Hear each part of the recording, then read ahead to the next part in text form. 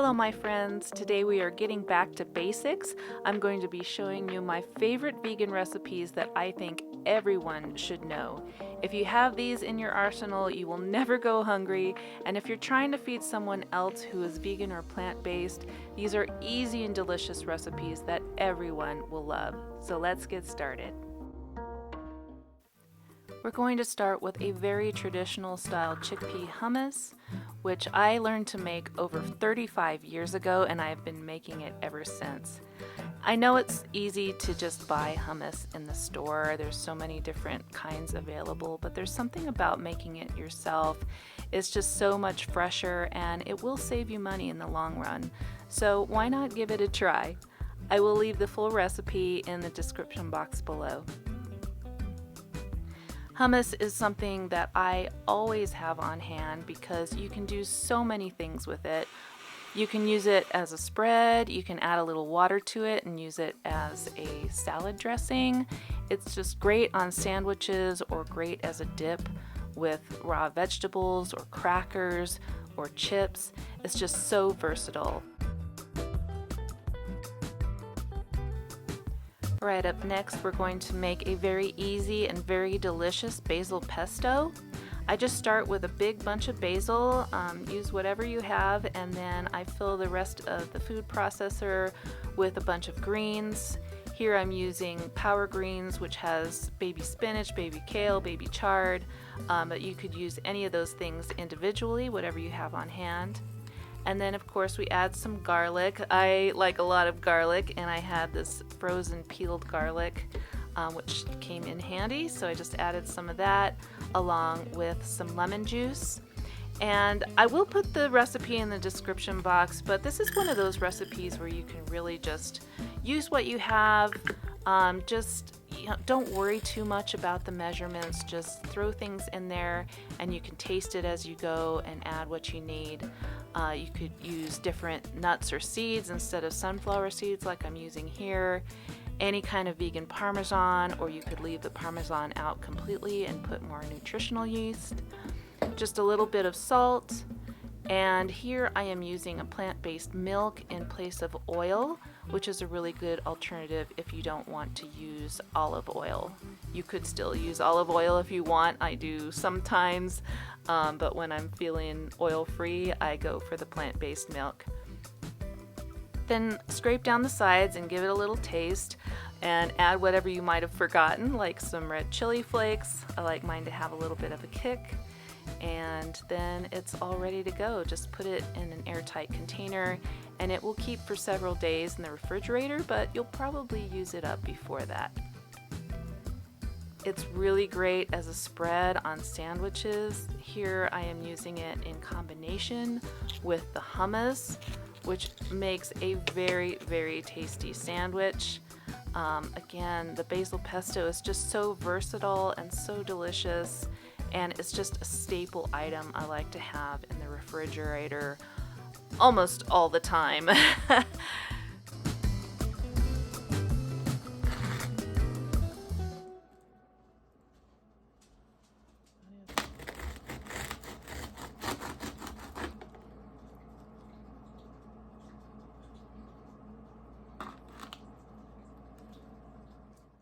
Another easy recipe for using this pesto is just by throwing it on some pasta. I like mine with some broccoli, green and delicious. Or you can make a pizza with it. In this video I was using a Trader Joe's pizza crust. I like to use the pesto and some red sauce. It just makes an amazing flavor. And then any toppings you like. That's the great thing about pizza, is it's so customized to whatever you want it to be. Just throw your vegetables on there and bake it in the oven and you're good to go, and it's so delicious.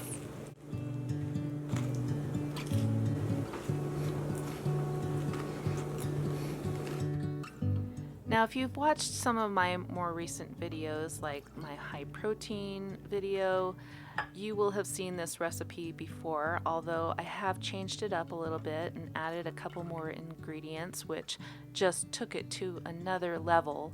But the reason I show this recipe so much is because I really do eat it all the time.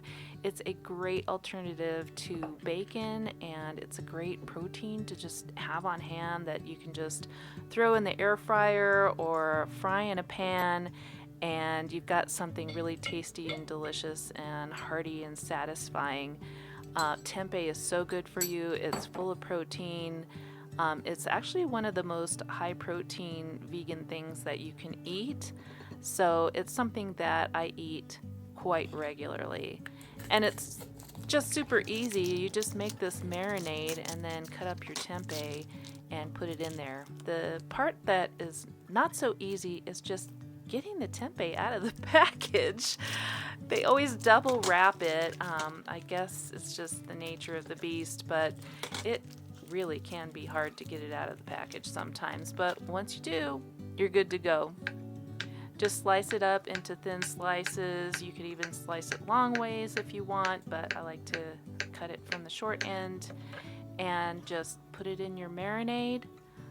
I usually, will make this the day before I'm going to eat it.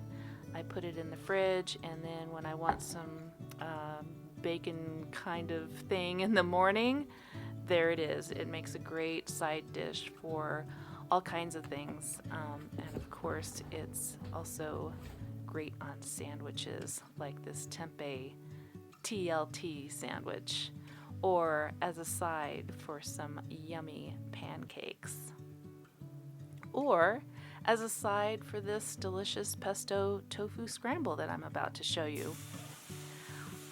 Tofu scramble is another thing that I make quite regularly, so you probably have seen me make it in a few videos if you've been watching for a while. And this is not how I usually make it, but it is nice to switch things up every once in a while. When I was just vegetarian, not vegan, my boyfriend and I used to go to this restaurant downtown that had really great breakfasts, and one of my favorite things to get was scrambled eggs with pesto in it. It was so good.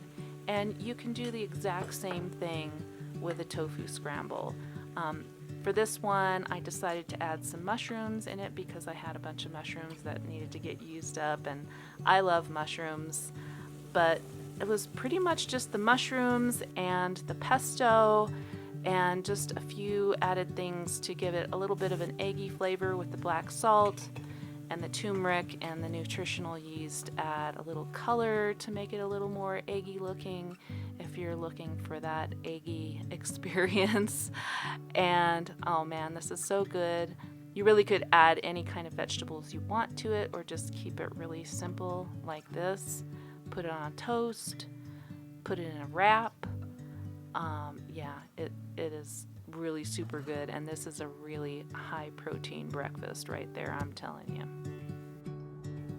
All right, last but not least is these amazing peanut butter truffles. I couldn't leave you without a dessert or a sweet treat. I know I have a real sweet tooth, especially for chocolate and peanut butter. So these are super easy to make, and if you have oat flour, if you want to buy oat flour, you can do that, but it's super easy to make it yourself. You just put some whole rolled oats into a little blender and blend it up. And then I use a cup of peanut butter and a quarter cup of maple syrup. Now this is no sugar added peanut butter, which if it wasn't, it would be probably too sweet. These were pretty sweet as it was, so just be careful with the sugar content. And then I just add a little bit of oat flour and give that a good mix until it's a nice sort of shapeable texture. We want to be able to roll it into a ball. So just keep adding more oat flour if you need to until you get the right texture.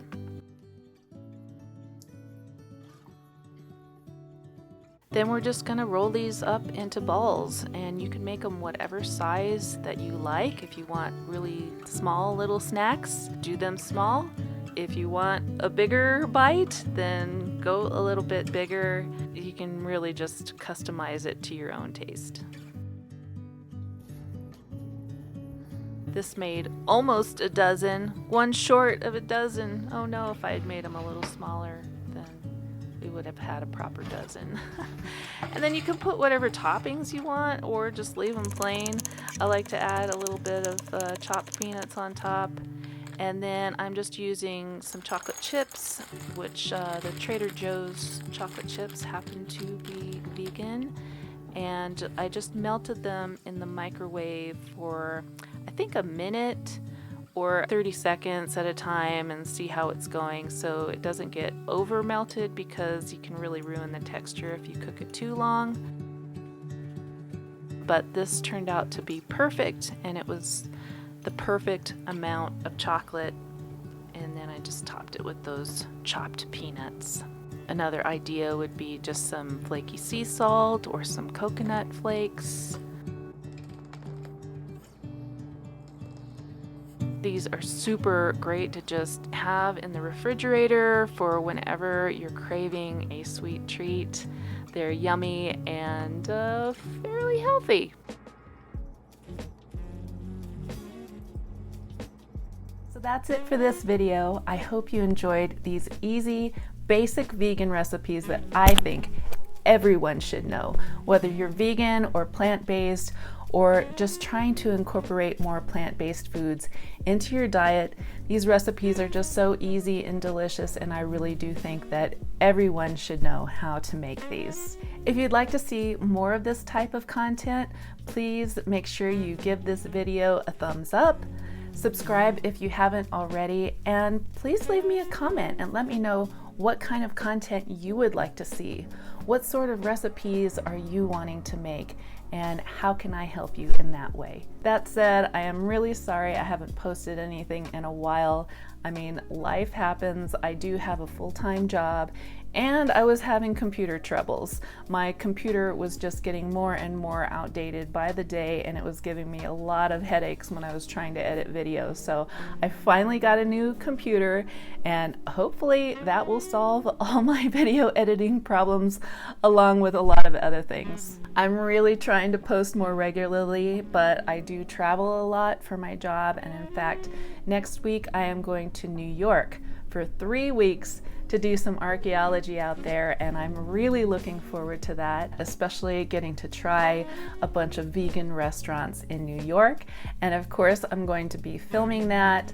I actually have filmed quite a bit of what I ate on my travels. I just haven't been able to get to editing that video, but I'm hoping to have a series of what I ate in several different cities that I've been in lately, including New York City. So look out for that, and I will see you in the next video. And if you're looking for more great vegan recipes, check out this video right here. Bye!